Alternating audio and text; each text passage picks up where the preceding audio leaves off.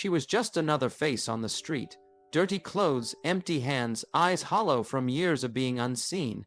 He was a millionaire, still grieving the wife he buried 6 months ago. He didn't know her. She didn't ask for help, but something in her silence made him stop. He handed her $300 and walked away, never expecting to see her again. But the next day, he found her kneeling at his wife's grave, crying, praying, and hiding a truth that would unravel everything he thought he knew about the woman he loved. What was she doing there? Who was she to his wife, and why? Did her final words leave him shattered on the ground, clutching a secret he was never supposed to find? This isn't just a story of kindness. This is a story of pain, redemption, and the silent thread between two broken strangers bound by one unforgettable woman. He wasn't looking for a miracle. He wasn't chasing gratitude or praise. He was just a man, broken in places no one could see, and all he wanted was a quiet moment, maybe a walk to clear the weight off his chest. That morning, he left his mansion not as a millionaire, but as a widower who hadn't healed. It had been 6 months since she passed, and yet the silence she left behind still screamed louder than the world outside. He drove past places they used to visit together. The coffee shop where she always ordered tea, the bookstore where she'd get lost in stories, and the flower stall where she insisted on buying tulips every Sunday, even if they were too expensive. That day, he drove past all of them. He couldn't bear to stop. As the city buzzed with morning chaos, he parked near the cemetery. It was still early. No one else was there. Just the cold wind, dry leaves brushing the marble stones, and the weight of everything he never got to say. But fate doesn't always knock with noise. Sometimes it whispers in the most unexpected faces. As he stepped out of his car, he noticed a figure across the street. A woman sitting on the curb, knees pulled to her chest, shivering. She looked like time had forgotten her, hair tangled, eyes sunken, clothes torn, yet something in her presence didn't feel like a stranger. She wasn't begging, she wasn't speaking, she was just there, and for reasons he couldn't explain, he walked up to her. "Are you all right?" he asked. She looked up, startled, as if no one had addressed her in years. Her eyes held pain, the kind that doesn't scream but sinks deep. She didn't answer right away. She just nodded slowly. He reached into his coat, took out his wallet. Inside was $300 in crisp bills, tip money from a meeting the day before. He didn't think twice. "Here," he said gently, handing her the money. "Get something warm, somewhere safe to sleep tonight." She didn't reach for it immediately. She stared at his hand, like she was remembering something. Then, with shaking fingers, she took it. "No, thank you." No words, just a slow nod, and tears that never fell. He gave her a small smile and walked away. To him, it was just kindness. A small gesture in a world that often forgets how to be human. He didn't know that what he'd just given wasn't just money. It was the key to something far deeper, a lock that had been waiting to open for years. As he entered the cemetery, the wind grew heavier. There it was, her stone. Still clean, still covered in the white lilies he brought every week. He knelt beside it, pressing his hand to the name carved in stone. Emily Grace Lawson. Wife, artist, fighter, gone too soon. "I miss you," he whispered. "I don't know how to stop missing you." The ache returned, the one that never truly left, and for the next hour he sat there in silence, remembering her laugh, her stubbornness, the way she made the world feel full even when they had nothing. And then something shifted. As he rose to leave, he saw a note folded carefully, resting against the headstone. At first, he thought it was something left by family, but there was no name, no flowers, just a plain folded paper. Curiosity tugged at him. He opened it. The handwriting was shaky, almost unreadable, but the words hit like thunder. "I've searched for her grave for years. I didn't know she was gone. I didn't know. She was your wife. Thank you for helping me today. I never stopped loving her." His heart stopped. He read the note again and again. The breath left his lungs. Who wrote this? Who was I? How did this stranger, this homeless woman, know his wife? He turned back, ran outside the gates, but she was gone. The curb where she sat was empty, as if she'd vanished with the morning fog. He stood in the street, stunned, the money, the look in her eyes, the tears she didn't explain. It wasn't charity, it was fate. Unraveling something he didn't even know existed, and suddenly the grief he had buried deep felt new again, not just for Emily, but for the story he never knew she carried with her. He sat back down on the bench near her grave, holding the note. His hands trembled, not from the cold, but from the feeling that everything was about to change, because the woman he loved had a past he never met, and the stranger he helped might not have been a stranger at all. He sat there on that cold bench, the note trembling in his hands, his breath shallow, like the truth had stolen the air from his chest. The woman he helped, the one he thought was just another forgotten soul on the street. She knew Emily, she loved Emily, and now she was gone, disappeared into the city like a whisper swallowed by noise. The words from the letter echoed again in his mind. I never stopped loving her. His heart ached in places grief hadn't touched. Was it a secret lover, a childhood friend, a sister she never spoke of? But Emily never hid things. She was open, warm, honest to the bone, or at least, that's what he always believed. For the first time since she passed, his love for her felt uncertain, not broken, but shaken. Not because he loved her any less, but because now he realized he didn't know everything. He drove home that day, but his mind stayed behind, stuck between the gravestone and the woman with the trembling hands and haunted eyes. He barely slept that night. He stared at the note 100 times, tracing each word like it could reveal more, but it didn't. The next morning, before the sun even touched the sky, he returned to the same curb where she sat. He waited and waited. Hours passed, no sign of her. He began asking around store owners, flower vendors, food stall workers nearby. Have you seen a woman about this tall, long hair, worn clothes, maybe sleeping around here? Most shook their heads. Some shrugged. One man at a tea cart finally responded.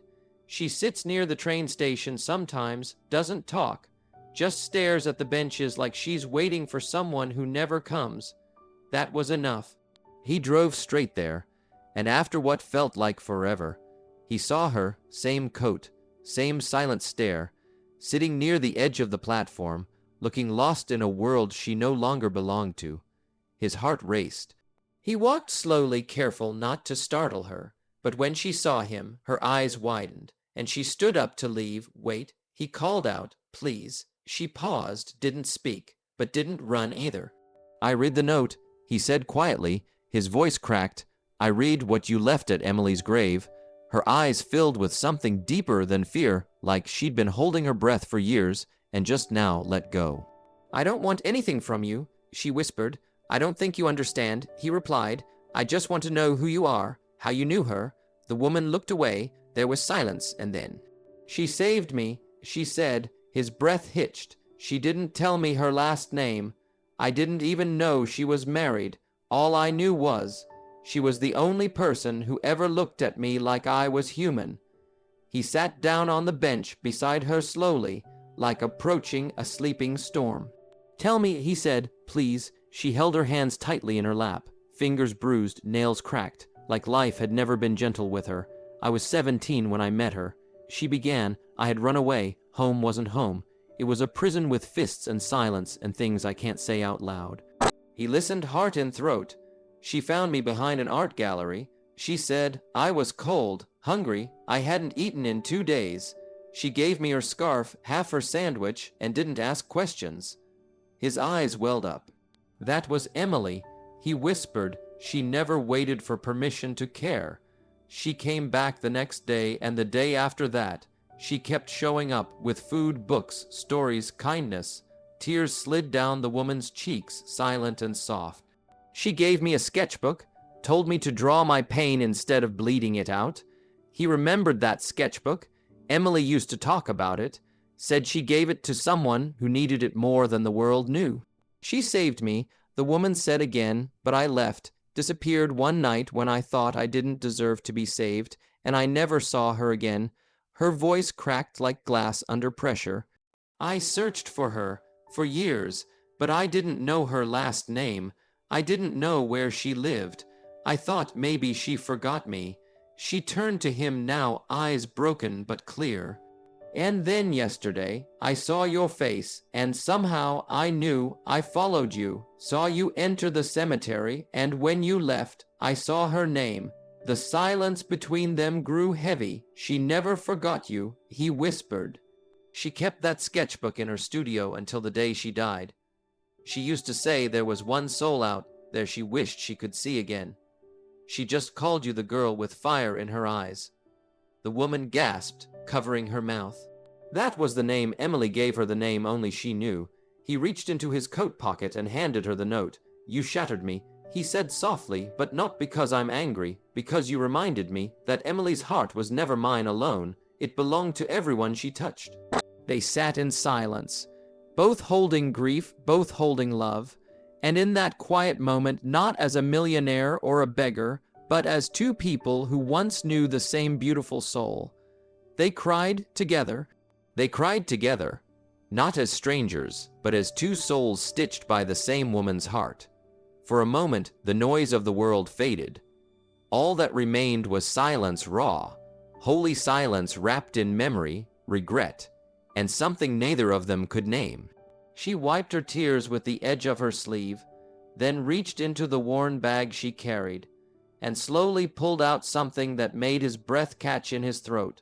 It was the sketchbook, Emily's sketchbook, the one he thought was still in the attic, the one she always said was meant to return home someday.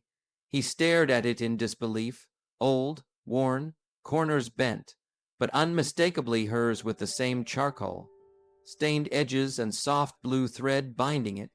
I went to your house yesterday," the woman said, voice trembling. "I didn't mean to. I didn't even know it was hers. I was just trying to find shelter. And then I saw the painting in the window. I knew it was her work." She paused. "I broke in," she admitted quietly, "the back door. I needed to know if it was real, if it was really her." His lips parted. No words came out, only understanding. "And then I saw it," she whispered, placing her hand gently on the sketchbook. "She kept it all these years, my name, my pain, my drawings. She never let them go." He opened the sketchbook slowly, hands shaking. Page after page were the girl's drawings, dark shapes, faces full of fear, screams captured in strokes of ink, and then slowly, hope began to appear, sketches of stars, of birds in flight, of two hands holding each other through fire. She had been telling her story, all of it through art. "And Emily preserved it. She told me once," the girl said softly, "that pain, when shared through creation, doesn't die, it transforms." He couldn't hold back anymore. He broke. Tears flooded his eyes, falling silently onto the pages of that sacred book. His wife, the woman who gave everything, had given this stranger not just warmth, but life, a reason to breathe, a reason to keep walking when the world wanted her gone. "You weren't just someone she helped," he whispered. "You were someone she loved." The woman's lips quivered. "I was 17. I had nothing. She was the only light I had, and I ran from it, but I never forgot her. Never." Then she reached into the back of the sketchbook, carefully unfolding a fragile, yellowed envelope. "She wrote me a letter," the woman said, "but I never read it. I was too afraid, too broken." She handed it to him. His fingers trembled as he opened the envelope. Inside was a letter written in Emily's handwriting, soft, familiar, full of soul. "To the girl with fire in her eyes, I don't know where life has taken you, but if these words ever find you, know this: you were never broken, you were never too much, and you were never alone. There is light in you that the world tried to silence, but I saw it. I believed in it. I still do. If you're reading this, I'm probably gone, but don't mourn me, live for me, and if by some miracle you meet my husband, tell him everything. He deserves to know how much more love his wife." The letter trembled in his hands. Each word felt like her voice was echoing through time, through pain, through the silence that death had left behind. He read the last lines again. "If by some miracle you meet my husband, tell him everything. He deserves to know how much more love his wife carried than he ever saw. Be brave, be loud. Be the fire I saw in you." His chest tightened. In all the years they were together, he thought he knew her completely, but this was another side of Emily, a part of her heart she'd never spoken about, not because she was hiding, but because she believed kindness didn't need an audience. To be real, the woman beside him, once broken, now trembling in the glow of healing, watched him quietly. And then, without a word, he did something he never thought he'd do again.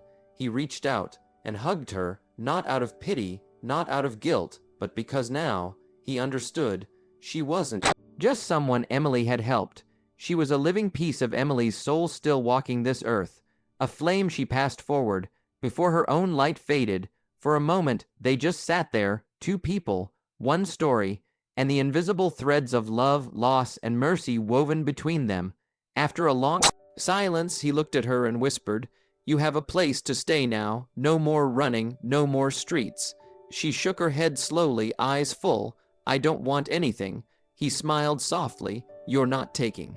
You're returning. Emily gave you hope. Now let me give you peace." She didn't answer right away, but the way her shoulders finally dropped, the way she exhaled like years of weight had lifted, said enough. They stood up together. He held the sketchbook close to his chest like a treasure, and as they walked away from the train station, the city around them kept moving, unaware that a story had just ended and another had quietly begun. Days later, a new headstone appeared next to Emily's, smaller but carved with care. It didn't bear a name, just a sentence: "She lived because someone chose to see her." And beside that grave, every week tulips bloomed, just like Emily used to love, left not by a millionaire, but by a girl who once thought she was forgotten. Because sometimes the most powerful legacies aren't found in fortunes or fame, but in moments of quiet kindness and the souls they save without ever saying a word.